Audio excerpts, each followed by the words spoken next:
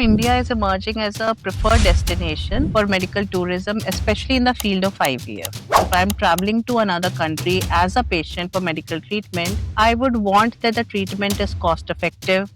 I would want in India we deliver better success rate compared to UK or US at present. One of the biggest predictor of how you are going to fare in your IVF journey is age of the female partner. Then African population is very prone to having fibroids in the uterus. So they will keep on undergoing this surgery because their genetics is like that. Even if they undergo surgery, new fibroids will keep on coming up. By the time they come to us, even if we have formed embryos, the uterus becomes too weak to hold the baby then. The right time is when the couple is ready. They should stop trying naturally, move on to IVF when either the time is not on their side or the biology is not on their side. We have got very good success rate to the tune of around 70 to 80%. As a doctor, I also want to be confident and I want to feel satisfied when I'm treating them. I should not be in a hurry just because they have booked at the wrong time or they're coming for a very short time. I want them to benefit to the maximum.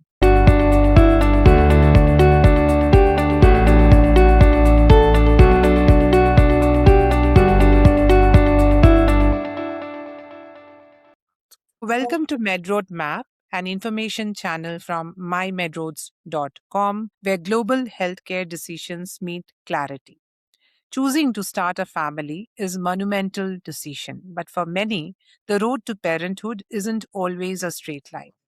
Today, we are bridging the gap and the distance between hope and reality. We are diving deep into the world of advanced fertility treatments, specifically tailored for our listeners joining us from Africa and across the globe who are looking toward India for clinical excellence.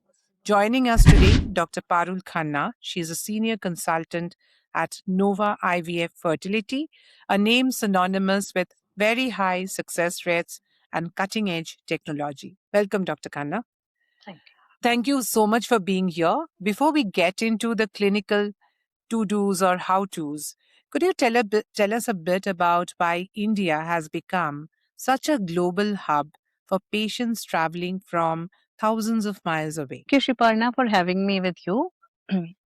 As you rightly said, now India is emerging as a preferred destination for medical tourism, especially in the field of IVF.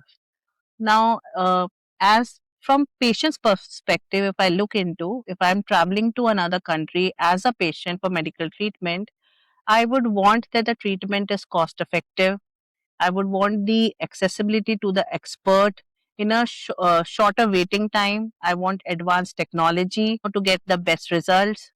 So if I talk about cost effective part, the cost of IVF in India, if we compare it to other countries like say UK or US, is one third or one fourth without compromising on the quality. So if we use the same quality of injections, the technology part, skills of our embryologist, everything. So in India, we deliver better success rate compared to UK or US at present, and the cost is also very less as far as the treatment is concerned.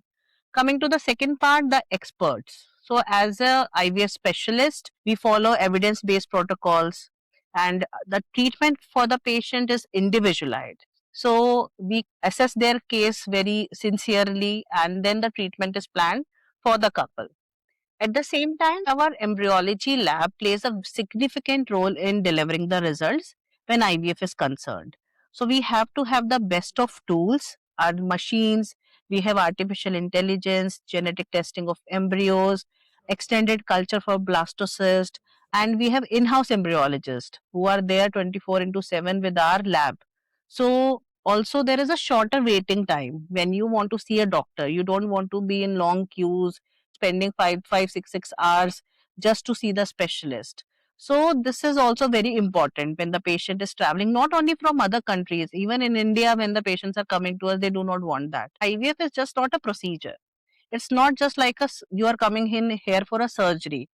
Before the procedure starts to the time it ends, you have to meet the specialist at around some 9 to 10 times for a minimum. So you have to build that bond with the doctor. You need to know, what you are going in for. So that is very important. As a patient, I feel all this you get in India.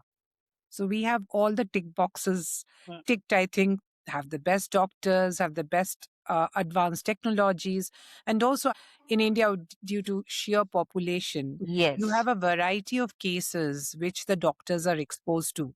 And there is no surprise when a special case comes from any international patient, right? Absolutely, absolutely. Because our huge population, the difficulty level of the case, when the couple is coming to us, the way for a simple procedure like egg retrieval, we see lot many eggs, but patient when they're coming from other country, they said on the day of egg retrieval, my ovary was not accessible, so the doctor could not take out those eggs. So these sort of difficult cases, we are very well versed in handling such cases. The right time is when the couple is ready, obviously, but they should stop trying naturally, move on to IVF when either the time is not on their side or the biology is not on their side. So when I say time, it is mainly with the age of the female. One of the biggest predictor of how you are going to fare in your IVF journey is age of the female partner. We have a lot of evidence also on that. The ASHRAE guidelines also say that because with age, the ovarian reserve becomes less and the quality also deteriorates. So there are more chances when the woman is there in her late 30s or early 40s of having a genetically abnormal child. These are the problems which can come up. So not only your success rate goes less, and also when you have tried naturally, if you're a certain age, you have been trying naturally but you're not able to get pregnant, then it is time that you should look for better options. When it comes to say biology, there are certain medical conditions in females and in males. Talking about females, a female with bilaterally blocked fallopian tube, there is no way that egg and sperm can meet naturally. So even if you are ovulating on time or you are having timed intercourse, you are not going to get pregnant by that. A female with severe endometriosis. These are the conditions, when the entire anatomy of the uterus or the reproductive organs get disturbed because of the adhesions. Then in males, when the semen parameter is suboptimal, the semen count, sperm count is very low, the motility is poor, or the morphology is not up to the mark, and in conditions wherein the semen shows that there is absolutely zero sperm. So we have done many, many cases wherein such cases we retrieve the sperm directly from the testes and we can use those sperm to fertilize the eggs then. We have got very good success rate to the tune of around 70 to 80% considering we recover sperms from their testes. Then another condition is recurrent miscarriage. The couple is able to get pregnant naturally, but due to some reasons, they are not having a live birth in their hand. So in them, we evaluate their case. If there is genetic abnormality and all, that can be ruled out by genetic testing, and then they can go home with a live born baby in their hand. Sometime or one condition is unexplained infertility. Now there are 40% of cases wherein you evaluate the female, you evaluate the male, there might not be any cause, but somehow the couple is not able to conceive. They have been trying naturally, they have tried simpler treatment like intrauterine insemination, but it did not work out for them.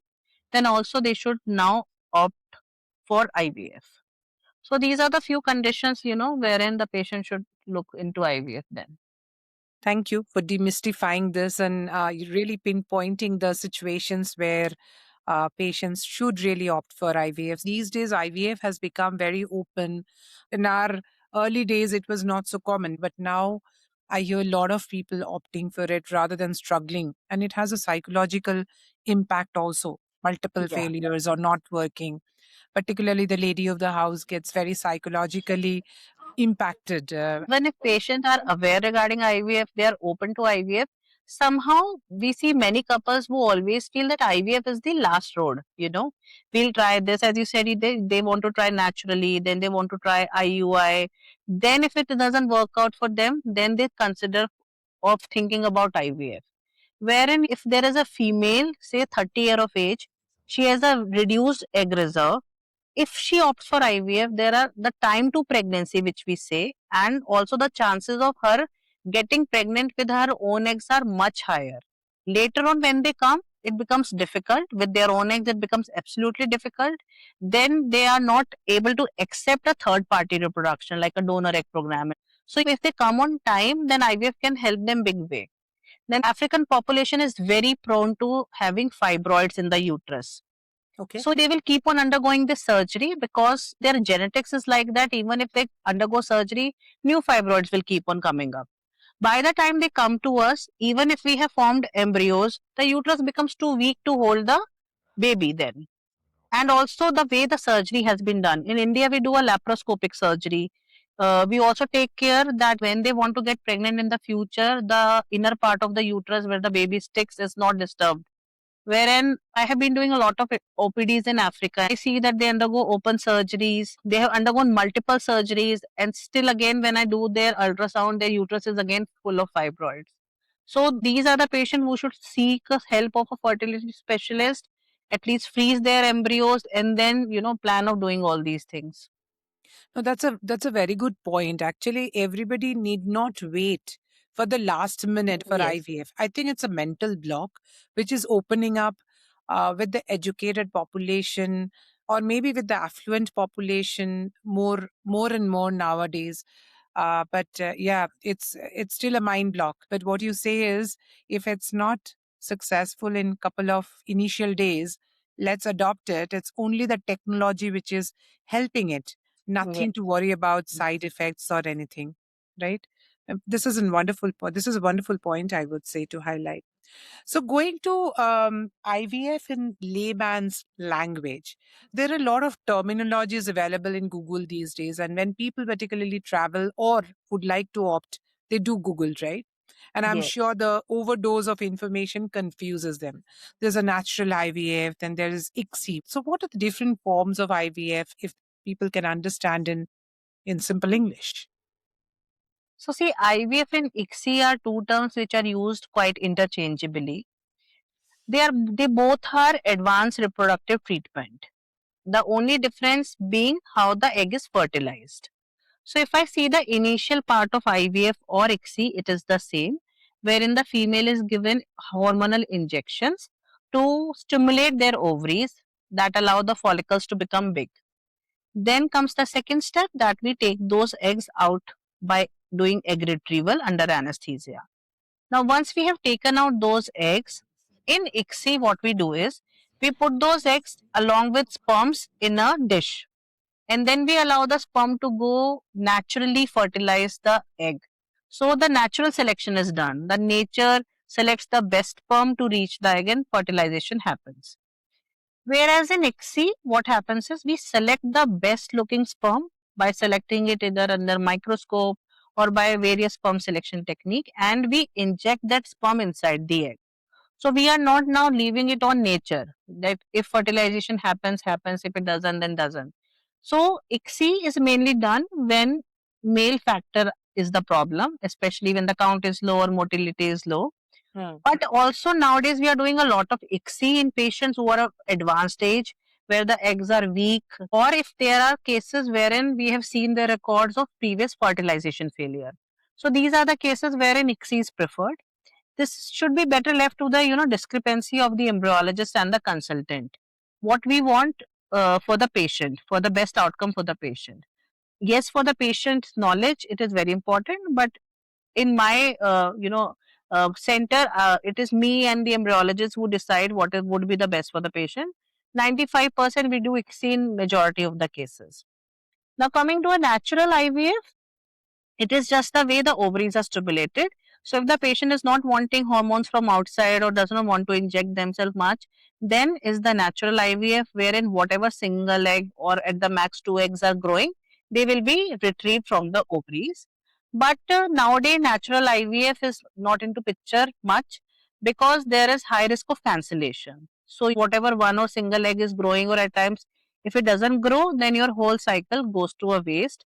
So natural cycle was mainly, in the initial stage, in initial part, say some 3 decades back when IVF, was in the initial stages when Louis Brown first IVF, Louis Brown was born. That was a natural IVF. Nowadays, we usually prefer either mild dose or at least, a conventional IVF by stimulating the ovaries properly. And this doesn't have a lot of side effect, right? Because that's one of the questions whenever we think of hormonal injections, it naturally comes to our mind that definitely it will have some side effects and what Yes. it will cause to my health. So will it have any significant side effects? See, there are no long term side effects as such. Now, these injections are given daily because they wash out from your body within 24 hours. That's why we need to top up, right? Every day. Now, considering the short term side effects are very, simple, like when the female is about to get her periods, there can be bloating or there can be some mood changes. Some might feel constipated. Or then the one of the side effect was initially when the IVF was not much evolved, ovarian hyperstimulation syndrome, when the ovaries used to get so stimulated that it could have affected, the female to quite an extent. But now nowadays, whatever protocols which we are using are very patient friendly. We see less than 1% of any ovarian hyperstimulation happening these days. As you said, there's a lot of myth and fear regarding what is going to be. So, obviously, there will be injections every day, but the needle is so small. Like diabetic patients are injecting themselves every day. These injections, after a day or two, patient usually say, we can also do it on our own. So the patient becomes so confident. So till the time they started, it's all in their mind. But by the time a day or two has passed, they also become very friendly with the injections. In fact, nowadays there is a new thing which is coming up is an injection-free, needle-free injections. So a new Okay. drug delivery is coming, wherein there will be no needle in that. The drug will be delivered directly by the mechanism, which is mainly for the IVF injections, the stimulation injections, which we use FSH and HMG. That's quite exciting, I would say, because for an individual like me, a small prick at this age still bothers me. If Right. you say the needleless injections are coming, I think that's also another boon in the shape of that. Okay, this is more friendly. You don't have any more pain at all. Yeah. So, coming to the biological clock, we have often heard about 35 as an age cliff. So, how do you see IVF success rates in different age brackets? Like below 30, I'm sure the Yeah. success rate is very high, but how statistics tell, and what is really an age where nothing works, and people should not wait till that time, I would say. See, the success in IVF depends upon a lot of factors. Age is one of the biggest predictor, as we have discussed. If you just want to talk about the female age or a male partner age, when the female is in her early 30s, the success is very high to the tune of around 60-65%. When she is 35 and above, it declines a little, becomes somewhere around 50%. But when she is in her early 40s, like, 39, 40, 41, it becomes less because of the reduced ovarian reserve and also the quality. It becomes to the tune of around 20-25%. But apart from that, there are other factors also. We have to see if there is a male factor as well, or what is the condition of the uterus. So these things are also going to impact the success rate. So only in terms of age, these are the numbers. But I always tell my patient, this is all theoretical. Is there any age wherein we tell the patient this is not going to work? It is never that it is not going to work for the patient. It is only what are the options with which it can work. Like, for example, if I have a patient who is 45, I know it is going to be absolutely difficult if they are trying with their own eggs. So I will now then give them an option of third party reproduction, considering donor eggs. With donor eggs, we have had females who have been delivering twins also at the age of 48, 49, or 50, because beyond that our government doesn't allow.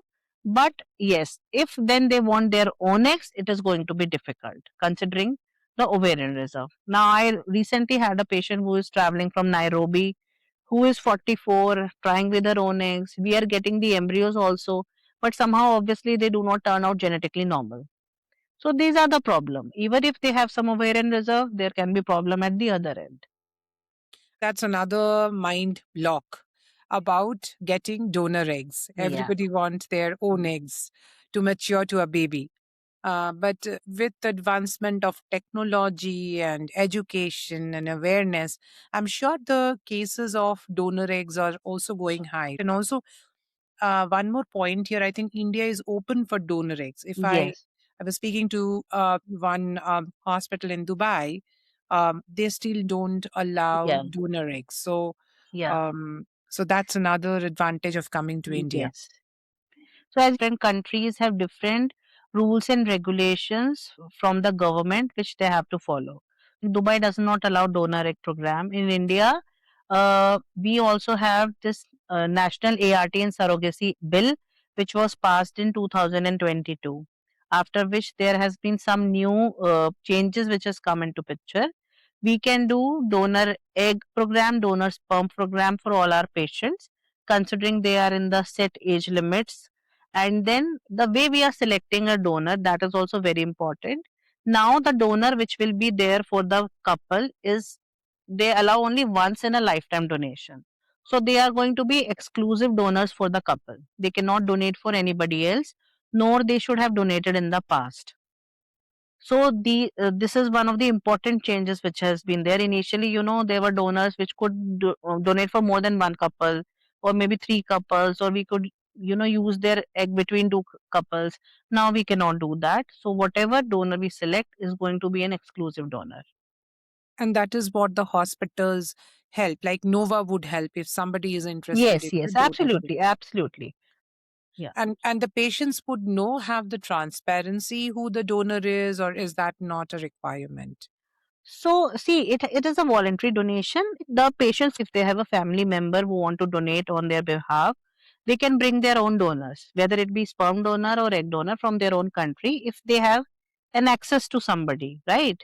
Like I had a patient, they brought their sister to donate for them. We can do that. We have to route that donor through ART banks. Okay, Okay. so whatever donor we take are have to come through an ART bank, or so that is one thing. Then we do all the blood workup for the donor, in terms of their hormonal test, what is their fitness levels. From my side, I also make sure that the donor should have a child, though it is not a medical necessity. It is not one of the tick boxes that we have to tick, but from my side I want to make sure, to assess her fertility potential, so I make sure that they bring their child also. And then when all the blood workup is okay, their ovarian reserve is okay, then that profile I can share with my patient, that these are the requirements, these are the reports your donor is having, and then if they are okay, we can start the donor for them. So this is when, this is a good information. So any patient or any individual or couple traveling from abroad can bring their own Own donor. donors as well. Or on the other side, if they're taking donors from India, which maybe in this case Nova would arrange or any other medical clinic would arrange. So there also, do you share all the medical reports of the donor Yes, we can transparently? share all that medical reports. So there is full transparency Yes, yes, yes. on the Yeah. checkups and the blood tests and everything. Yes, yes. That's good. There is an M form. The government wants them to know. There is an M form which the patient has to sign. Where that form has all the blood workup or other test. Wherein they know what is the like age of the donor, this that everything. How are they qualified and everything. So blood group, say thyroid profile and all. So the couple signs on that. Perfect. Moving on, let's speak a bit of on the advanced screening. So with this technology, I'm sure there are ways on minimizing the risk of the child um, taking birth with certain syndromes or certain diseases, right? There are ways like genetic testing Yeah. which can happen, and you also mentioned earlier that in Africa there are certain diseases. There's a Yeah. propensity of certain diseases with babies. So can you throw some light on that and how the couples can avoid that? So any sort of testing which has to be done is in regard of the embryo, when we have to rule out any chromosomal abnormalities. Now this is Okay. done by a test known as PGT, which is pre-implantation genetic testing. That is, we are testing the embryos before we are transferring them inside the female uterus. Now, this PGT can test couples in two, three ways. One is PGT-A, that is testing for aneuploidies. This is for couples wherein, if the female is in the advanced age group, they are more prone to having children with Down syndrome, Edwards syndrome, or these sort of chromosomal abnormalities. These tests can detect these abnormalities to a tune of around 99%. Then there are couples, like I said, ki they have miscarriages. Now, miscarriages could also be when a female is conceiving with a genetically abnormal embryo. So, PGTA benefit these couples as well. Now, suppose if there is a couple who has some hereditary disorder, either one of the partner has that, or both the partners have that, or if they have a child who is born with an already known disease. Say, if they are coming from Africa, the child has sickle cell disease, and the parents are carrier of that disease. So now what we do is we form the embryo, we test that they are free of sickle cell disease. At the same time, if the couple wants, we can also match that embryo, that HLA matching, when we have to, do organ transplant. Okay. So same HLA matching can be done with the embryo and the sibling, so that Okay. when the female is pregnant and she delivers in the future with that baby can serve as a bone marrow donor for their own brother or sister. So we have helped three couples in the past with this who were traveling from Africa. This can be done for, say, sickle cell disease or thalassemia or any other hereditary disorder which is running in the family. This can be tested by PGTM. So, in this case, what we are saying is if there is a hereditary disease, still the couple can give birth to a baby who is fully healthy. And not only that, if they have a baby earlier who is maybe carrying a hereditary disease, the cure can happen from the newborn baby through From the the newborn, whole. absolutely, absolutely. You So, know how difficult it is to find an HLA match donor, right? absolutely, yeah. Yeah. So it could not be any better if they already have a child, who can serve as a donor for their other child who is with the disease. Yeah, yeah. This is very interesting and must be very helpful for the Yes. individuals who are thinking, Yes. because most of the time people get scared. I've seen with one birth which is not successful that way, people would get have a fear of that again, repeating it. So now let's say a couple wants to travel from Africa, say from Nairobi or Lagos to India. Now, what are the tests or the pre IVF preparation that they can do being in their own country before the travel so that they are more prepared before they land up here?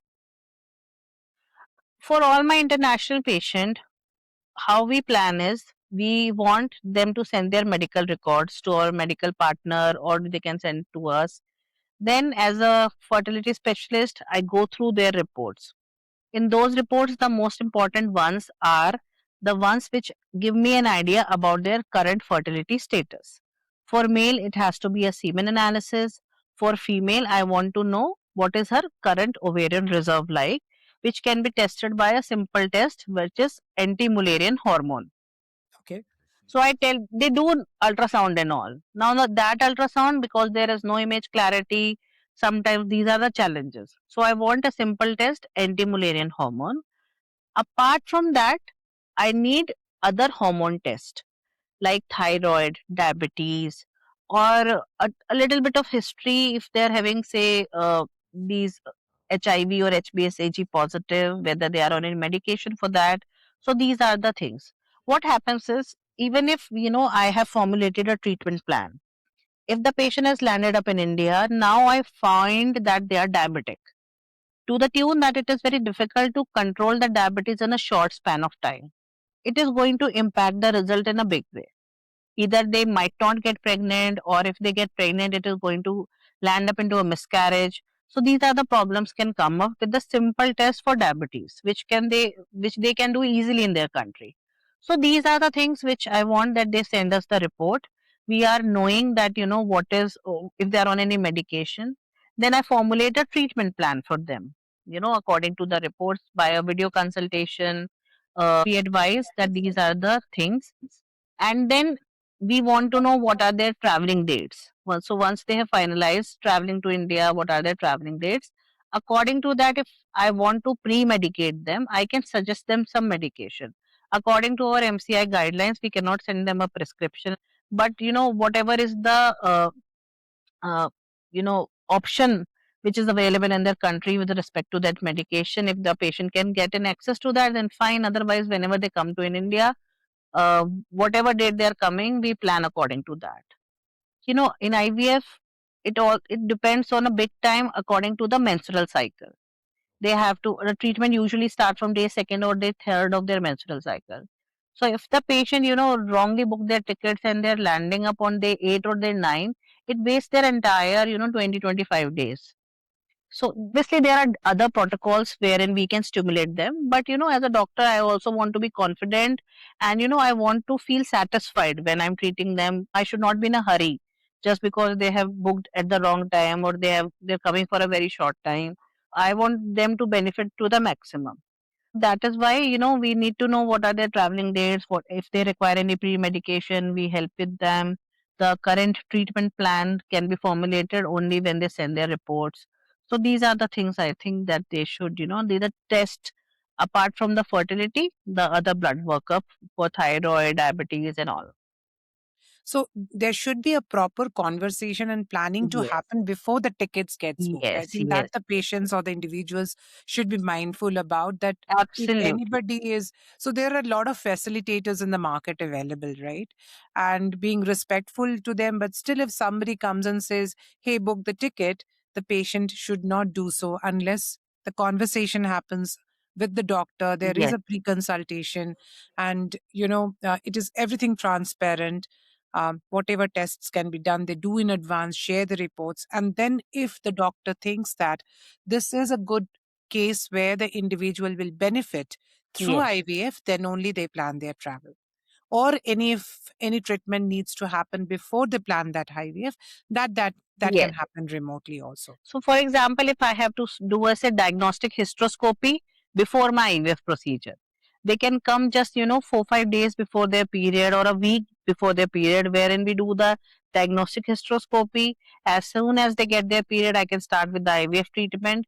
So as we are handling everything in that short span of time without prolonging their stay unnecessarily. So, what's the duration then a patient can plan in a best case scenario?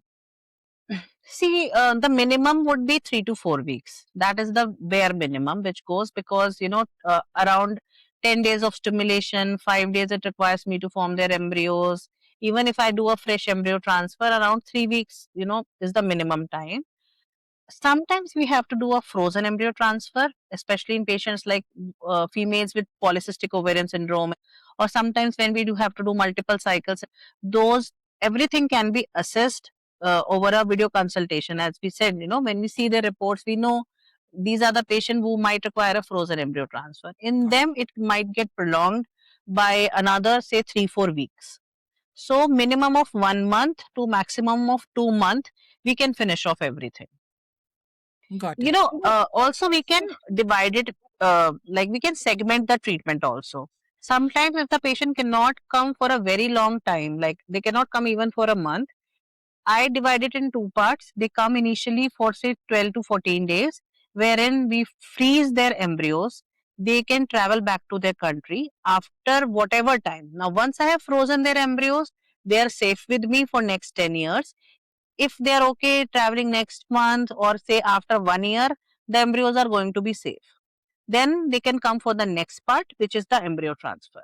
So we can divide it in two parts. Obviously, it may add on to the cost of the treatment, or sometimes they're opting for that part only.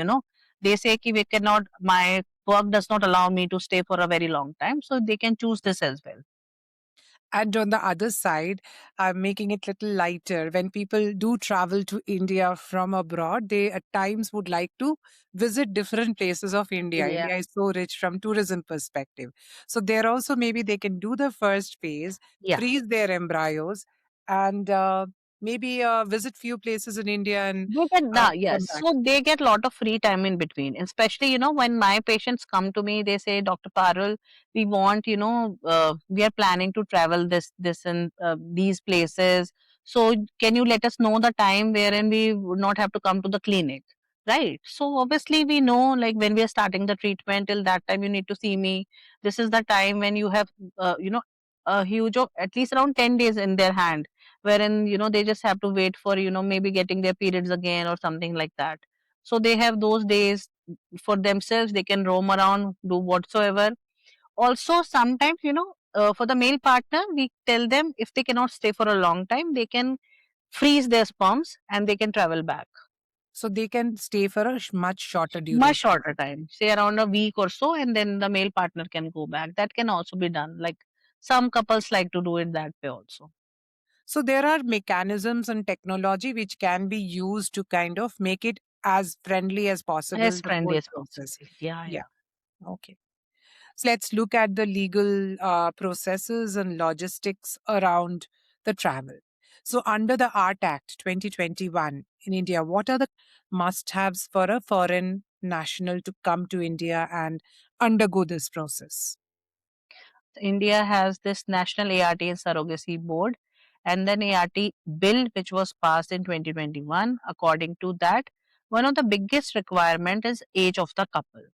So IVF is only available in India for female aging between 21 to 50 years of age, and for males their age should not exceed more than 55. So the Okay. day they touch 55 or 50, after that we cannot do their IVF. Not for Indian couples, not for foreign internationals. This is one of the biggest requirement. I had a female who had traveled without speaking to us. When she came here, she was 51. Yeah. So this becomes very disheartening as for a doctor also, seeing the patient in pain and not being able to help them. Second most important requirement is a medical visa. So, any patient who is seeking IVF, say if a couple wants to come to Nova IVF to me for the treatment, they have to have a medical visa in name of Nova IVF only. It is not that they can book any simple hospital, and then it later on, it takes a lot of time and it's a long process to get it changed in the name of the other clinic. This is one of the biggest mistakes. So we help our patients. Our medical tourism partner also help the patient. Like, if MedRoads is there with us, so you are going to help the patient with those visa invitation letter from our clinic, and helping them with the visa which is there in the name of Nova. Many a times what happen is patient are booking themselves without any medical partner. So they book they get the medical visa in the name of that hospital. Later on, it is discovered that that hospital does not have the facility of IVF only. So it is a very huge process by FRRO, wherein that visa has to be changed. So medical visa for the male partner, female partner, if they are getting any donor, then for the donor also, it is a must. So they have to come on medical visa. They have to, in advance, tie up with the right facilitator and Yes. the hospital, knowing that this hospital is equipped enough to do the IVF process, and they cannot really come for get the medical visa for from one hospital, travel, and then switch to another hospital for the process. In that Yeah. case, the whole medical visa tagging for the hospital has to be changed, right? Yeah. And that's a long drawn process. Yeah. So I think this is another good information for And if anybody. they are on tourist visa, then there is no way to get it converted into a medical visa. They have to come for a They medical. have to be on medical visa. Good.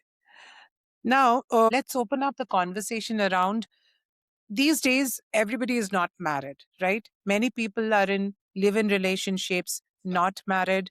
And there are also cases of LGBTQs, right? So, in all these different situations, what is the need or what is the requirement when they want to opt for IVF? Is it only for married couples or others can also opt for it? So IVF in India is mainly for married couples, uh, considering they are in their permitted age uh, range. Secondly, it is for single women who are either unmarried, divorced, or widowed. So suppose if there is a female who is separated from the partner but they do not have a proper divorce, they are just staying separately, then it is very difficult for us to do IVF for them. They have to be divorced. Okay. Considering LGBT at present, they are not allowed for IVF in India. Single men are not allowed for IVF. So these are the criteria for males and females who are allowed for IVF. Considering third party reproduction, single female on all these categories are allowed for donor egg, donor sperm, whatever. But if we are considering surrogacy, surrogacy is not allowed for foreign patients. So patients who are foreigners, they are not allowed, but NRI or overseas are allowed for surrogacy. So donor is Oh, allowed, but surrogacy is not allowed. okay. Okay. That's very clear. Because, a few weeks back, we were speaking to a lady who was very keen for IVF, and when in fact, we were in conversation with Nova on the specifics, Right. but then she did say that she is single and she's in a live-in relationships, and we faced this conversation that time. So wanted to open up this conversation for all international individuals who want to opt for it. So see, if a single female is there, she has a partner, right? We can use donor sperm for that female. Now the donor sperm can be of anybody. If she wants to use a partner sperm, that can only be used as a donor sperm. Donors. So if I say that, that means biologically the partner has no right over the child. It will always be the female who has right over the child. So that is the main thing now. So we have to be very transparent in what we are telling the patient. Later on, it should not come to the partner, that he has no right over the child, or he is actually not the father of the child biologically. So it has to be very transparent. So single female cannot, but obviously if they are considering using their partner's sperm, it has to be conveyed to them. Just as a donor sperm. Yeah. Good. Let's come to the cost transparency part of it. I think we have all good information, and all this power packed conversation with information will help anybody traveling from abroad to opt for IVF in India. Coming to the cost, see, mymedroads.com focuses on the business of medical travel, right? So, how does the cost in India compare globally, and what hidden costs like medications, freezing, etc., should patients budget for?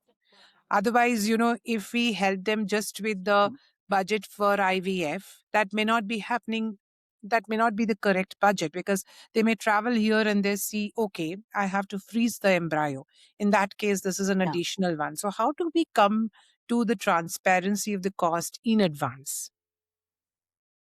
So for this, actually, the cost varies from center to center.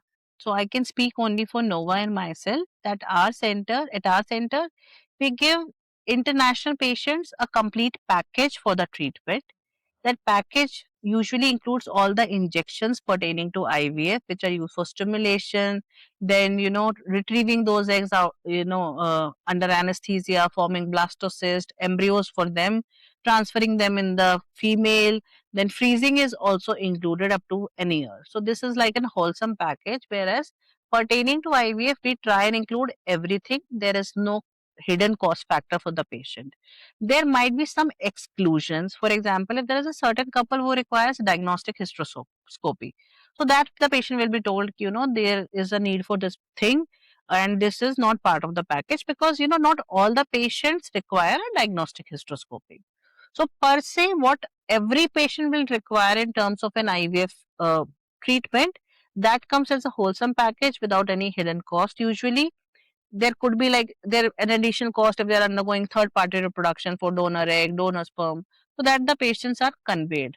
Regarding apart from that, accommodation and all, if the patient wants to know information on that, though that is not part of the treatment, but obviously if they're coming from other country, they will have to stay. So we help them with that also. So this is like a whole package. It's not that if they are coming to see me for the fourth time, we will charge them, for the OPD consultation. So it's not that. We are very transparent, very ethical. in terms of cost also. So usually there are not no hidden factors for our patients. Perfect. That is important because Yes. these treatments, these are electives, right? Mm. And many cases patients do have a fear that there will be lack of transparency, we will expose to certain things which we may not know earlier, and there are a Mm. lot of mind blocks. So as much transparency as we can do, also mymedroads.com in collaboration with Yes. clinics like Nova, I think that's very helpful for the individuals and the couples. Now, coming to, when a couple or an individual is traveling for IVF, there are certain stresses and fatigues that naturally comes in their mind, and also there is a travel, right? They're coming to a very different country. They have not seen the met the doctors in person. So with this all this stress and all, does Nova go for any pre consultation counseling or anything? Like, how does Nova help the couples in this whole journey beyond the treatment, beyond the technology? Okay. See, for all the international patients, as I said, Shripada, I always feel it requires a lot of, courage to travel to another country. It is not only, there are some patients who has a language barrier also. Yes. Even if you have an interpreter, I have had patients wherein for their particular language, we could not find anybody. Okay. Okay, so there was some very different language. The patient could never, communicate. It was always in terms of sign language, sort of. So, as I genuinely feel for these patients because I always put myself into their place and feel, sometimes there are cancellations. I have seen them crying in front of me. And, even if there is an interpreter, I have this in me that, whether he is communicating what I want to tell the patient. Exactly. So those sort of, and the patient, because sometimes it is very important for me to emphasize on the fact, that you might require embryo pooling, or if we do this, your outcome is gonna be different.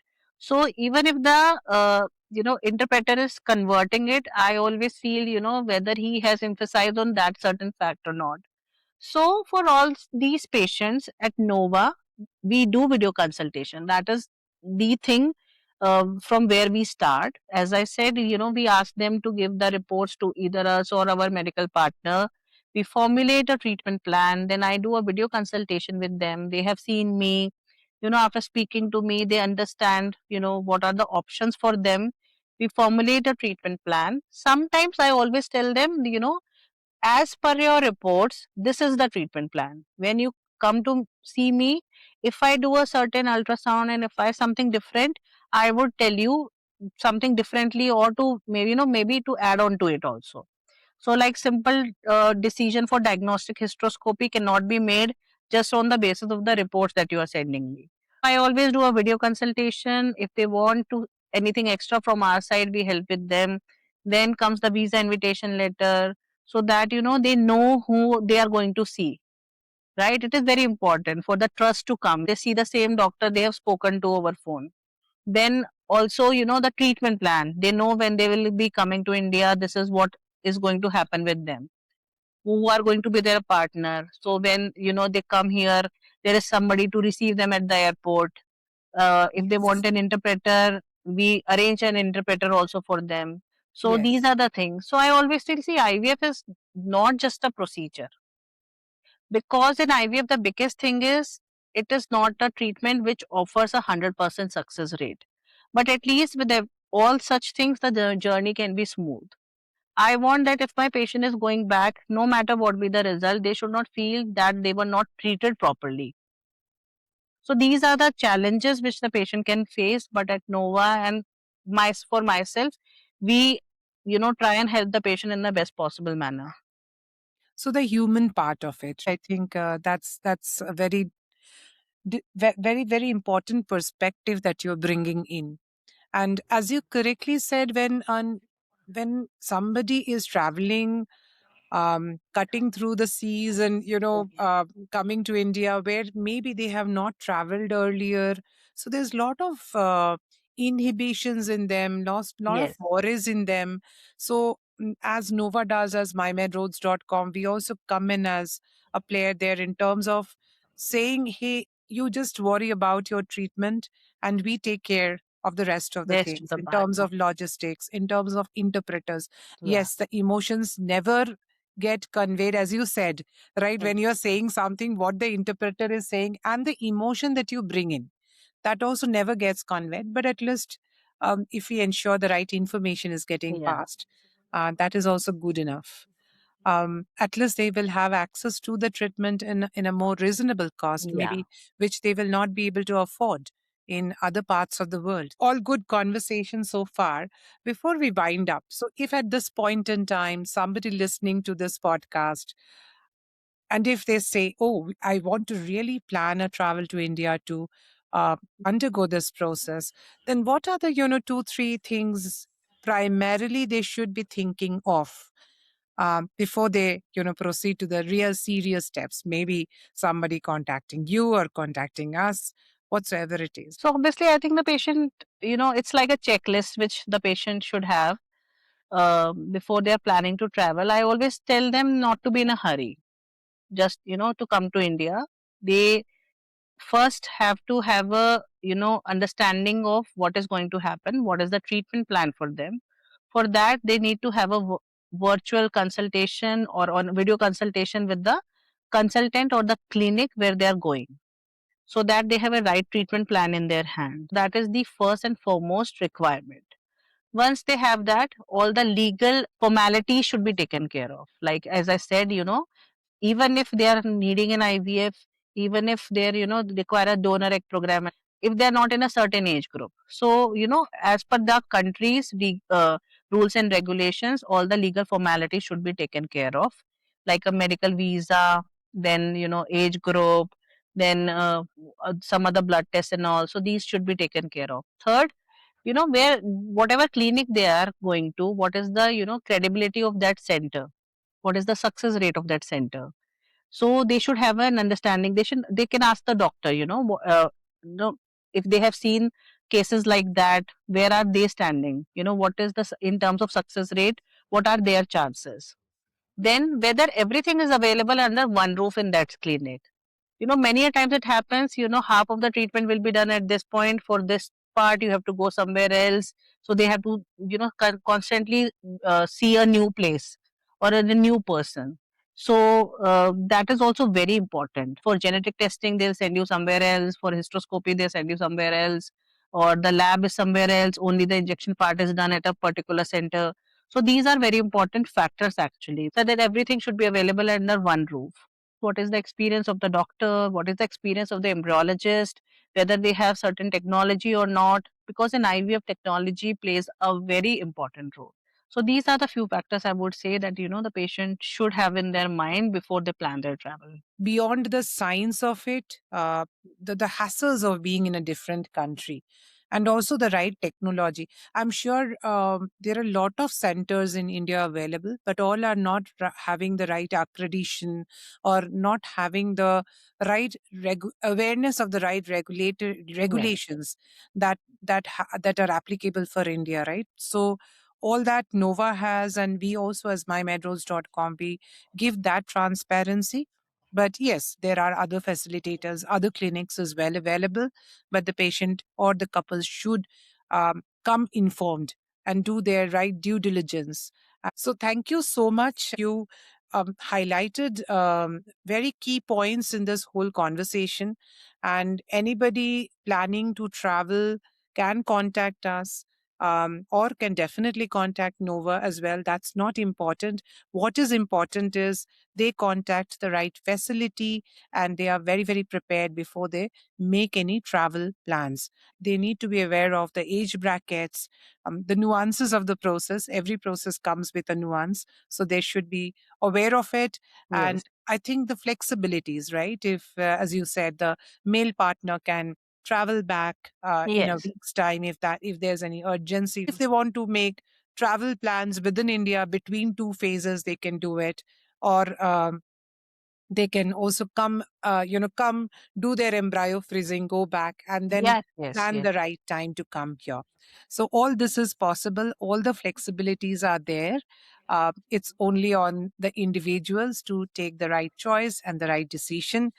although the topic, I must say, the IVF topic is very overwhelming, even if I it's know. being quite spoken of these days. But you really helped in demystifying it. And thank you so much for the conversation, for your time. Thank you so Um, much, Riparna. It was my and any pleasure. any few words for as a wind up, please feel free to share. See, I would just like to say that, see, IVF is a journey. I have said it multiple times though in the entire thing, I think, but it's a journey. It's because we are not certain of the result. I just want to speak to all my patients. You know, it is a treatment wherein the results are not going to be 100%.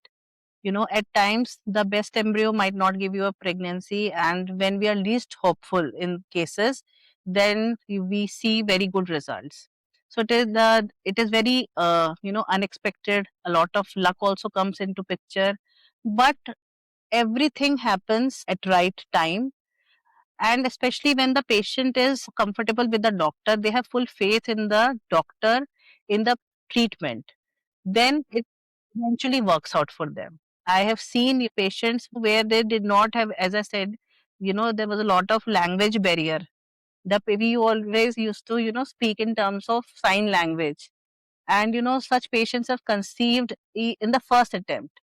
And then there are certain patients, you know, who, you know, you, it is it is right on their part to do Google, do Chat GPT to have a little information about that, but you know that cannot replace the trust which you should have on your doctor.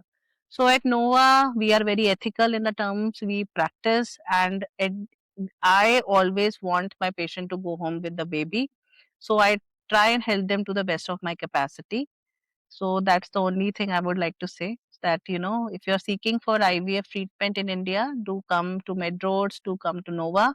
We are there to help you. Just to wind up, for our listeners tuning in from Africa, Middle East, or any part of the globe, remember that distance between you and your dream of parenthood is much shorter than you think. At Absolutely. mymedroads.com, we don't just point you to a clinic, we manage the medical visas, your local stays in India, your direct line to the experts like the senior doctors like of Dr. Khanna, so you can focus entirely on your health and leave the hassles on us and clinics like Nova. Thank you so much, Thank and you, Suparna. wait for the next podcast to drop in. Bye bye.